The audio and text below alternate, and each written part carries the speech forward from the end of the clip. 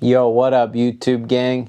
I'm Jay Pats, and this week I wanted to discuss 10 mistakes I see producers making, all the way from beginner to more advanced producers as well. So let's just jump right into it. So the first mistake I see is that producers want to go and just buy a bunch of whole like crazy equipment and spend a whole bunch of money, but all you really need is a DAW, and then like another nice thing to have, in my opinion, is just like a cheap little MIDI keyboard. For me, it's just like a little 25 key keyboard, but there's plenty of platinum and Grammy winning producers that just click melodies in. So stop thinking that all this equipment's gonna make you dope and just get to work. Mistake number two that I see all the time is producers using plugins aimlessly. So like, for example, they'll go and throw a compressor on something and just completely smush the sound, or take away all the dynamics and end up damaging the sound more than they helping it. So make sure you understand the plugins that you're using, and if you don't understand them, just go on YouTube and type in real quick, how does a compressor work? And you'll be a lot better off if you do that. Keep that in mind when you're producing as well. Don't just use plugins aimlessly. Mistake number three is producers overthinking the arrangement. You don't need to do anything crazy. If the beat's dope, it's going to speak for itself. And if you feel like you really need some sort of structure, just make sure you got like a verse part and something that could be like a hook part. And it just needs to really inspire an artist enough to write to it and make a song to it. And then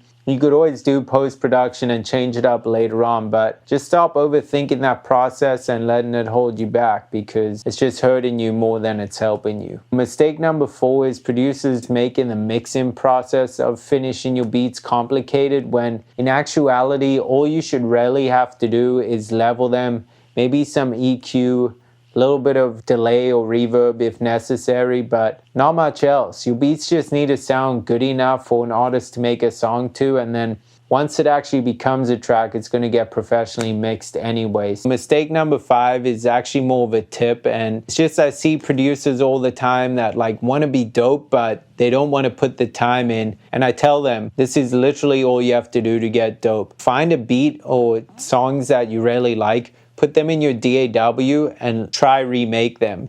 You're going to learn so much and understand like what makes a song dope and what techniques are used that make it dope, how drums hit and how things are mixed. It's just going to level you up so quickly, but people don't want to put in the work to do that, and I feel like it's the quickest way to get better. So yeah, I'm not saying completely jack people's style or put out other people's work that you reproduce, but just understand the techniques and what makes a beat or a song dope, and then apply it to your own music with your own little twist on it. Mistake number six is reaching out before you're ready for opportunities. So what I mean by that is like your beats might just not be dope enough yet. You might not have enough of them yet. Might not have the work ethic yet.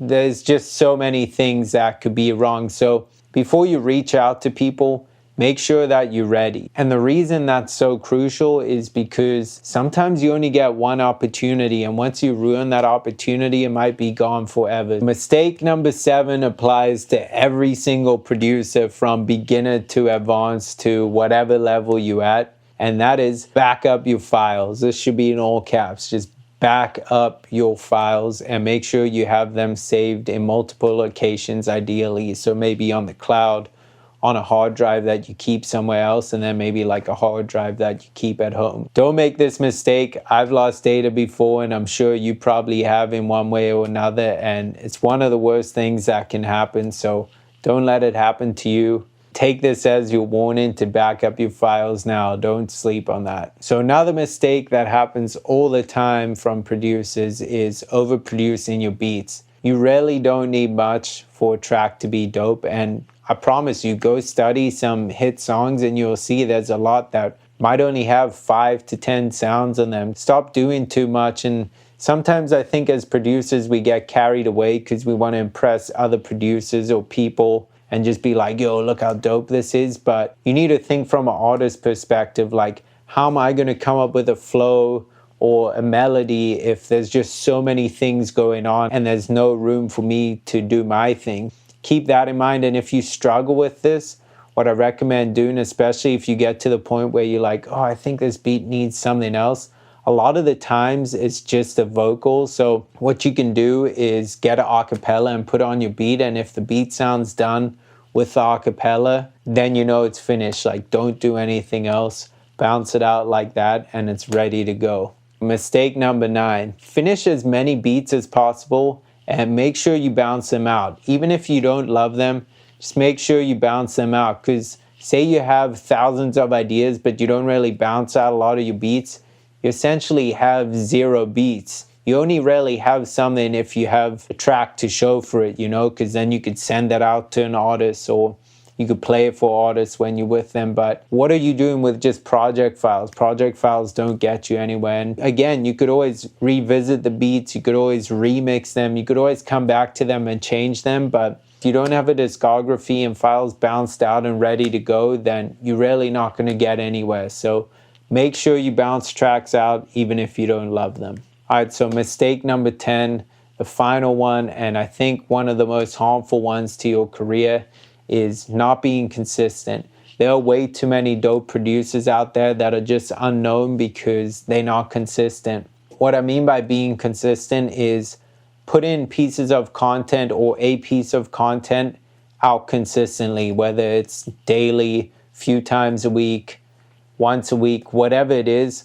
Just make sure that you put in our content and giving people a reason to mess with you. The reason it's so important is because it gives people a way to mess with you and reach out to you or find you, discover you, whatever it is. But how is someone going to discover you if you're not giving them a way to do that? So make sure you put in our content consistently. And if you don't have any ideas as to what to do, for me, what I do is I make a new beat every single day.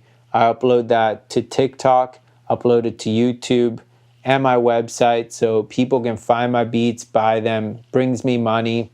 And then also once a week I put out a YouTube video on this channel sharing my knowledge as a producer. And what those forms of content do is they give people a reason to come to me and find me or reach out to me or work with me, or pay me for what I do. So make sure you put in our content consistently. I can't stress that enough. Hopefully with this video, I helped you identify problem areas in your career as a music producer. If I did, please don't forget to hit the like button, the subscribe button, and the notification bell, because kind of just keeps me motivated to continue making videos for you guys and sharing my knowledge. Thanks for tapping in. I'm Jay Pats. Peace.